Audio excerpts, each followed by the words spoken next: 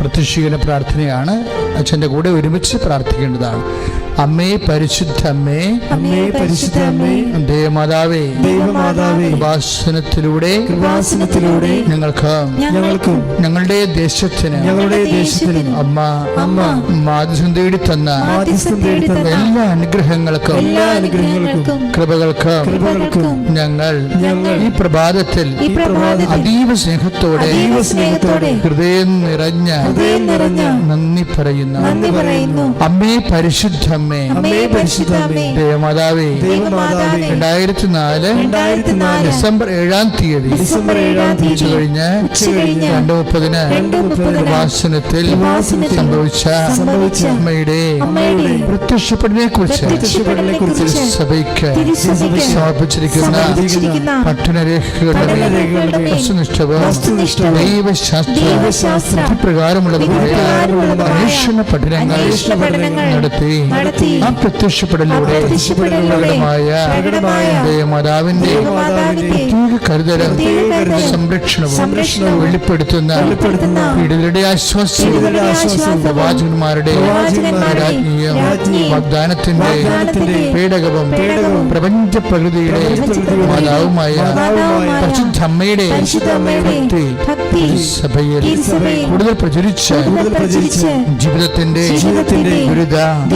ദുരന്ത അവസ്ഥകളിൽ അകപ്പെട്ട് കഴിയുന്ന അനേകായിരങ്ങൾക്ക് ദൈവത്തിന്റെ സാന്നിധ്യവും സന്ധിപ്പവും കൂടുതൽ അനുഭവിക്കുകയും ആത്മീയവിശുദ്ധിയും ദൈവശക്തിയും കൈവരിക്കുവാൻ ഞങ്ങളുടെ കുടുംബങ്ങളെ അനുഗ്രഹിക്കണമേ. അമ്മേ പരിശുദ്ധമ്മേ, സർവ്വങ്ങളുടെ രാജ്ഞിയായ അമ്മയ്ക്ക് ഭൗമ സംരക്ഷണത്തിനായി പ്രപഞ്ച പ്രകൃതിയെ തന്നെ സഭ പ്രതിഷ്ഠിക്കുവാൻ ഈ പ്രത്യക്ഷീകരണം വഴി പരിശുദ്ധമ്മേ, ജപമാല മാതാവേ, സകല കൃപാസനം പ്രാർത്ഥനകളോട് ചേർത്ത് ഞങ്ങളിപ്പോൾ പ്രാർത്ഥിക്കുന്ന ഈ കുടുംബത്തിന്റെ പ്രത്യേക നിയോഗം. പ്രിയമുള്ളവരെ, ഇപ്പോഴും പ്രഭാതത്തില് നിങ്ങളുടെ വ്യക്തിപരമായ ആവശ്യങ്ങൾ ഉടമ്പടി ചെയ്തിട്ടുള്ളവരാണെങ്കിൽ ഉടമ്പടി ചെയ്തിട്ടുള്ള വിഷയങ്ങൾ മുട്ടയിൽ നിന്ന് കൈകൾ കൂപ്പി പരിശുദ്ധ അമ്മയുടെ മാധ്യസ്ഥത്തിന് ഭക്തിപൂർവ്വം സമർപ്പിക്കേണ്ടതാണ്. ഈ പ്രാർത്ഥനയോടുകൂടിയാണ് ഇന്നത്തെ ദിവസം നമ്മൾ ആരംഭിക്കുന്നത്.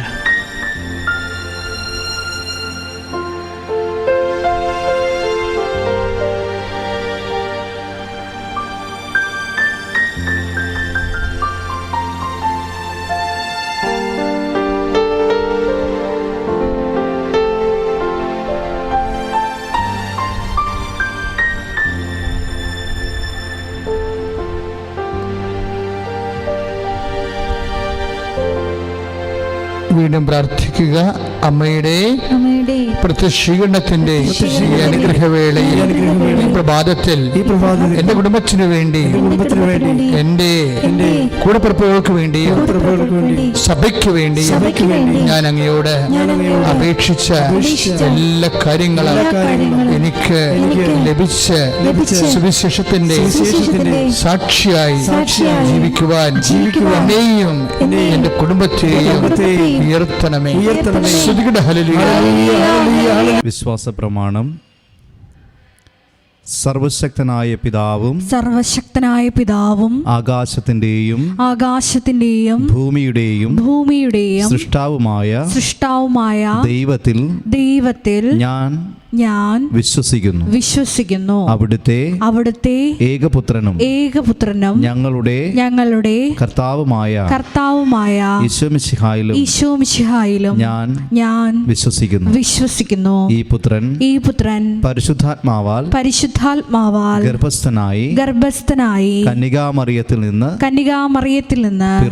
പിറന്ന് പന്തിയോസ് പീലാത്തോസിന്റെ കാലത്ത് പീഡകൾ സഹിച്ച് പീഡകൾ സഹിച്ച് കുരിശിൽ തറയ്ക്കപ്പെട്ട് മരിച്ച് അടക്കപ്പെട്ട് പാതാളങ്ങളിൽ ഇറങ്ങി മരിച്ചവരുടെ ഇടയിൽ നിന്ന് മൂന്നാം നാൾ ഉയർത്ത് സ്വർഗത്തിലേക്ക് എഴുന്നള്ളി സർവശക്തിയുള്ള പിതാവായ ദൈവത്തിന്റെ വലതുഭാഗത്തിരിക്കുന്നു.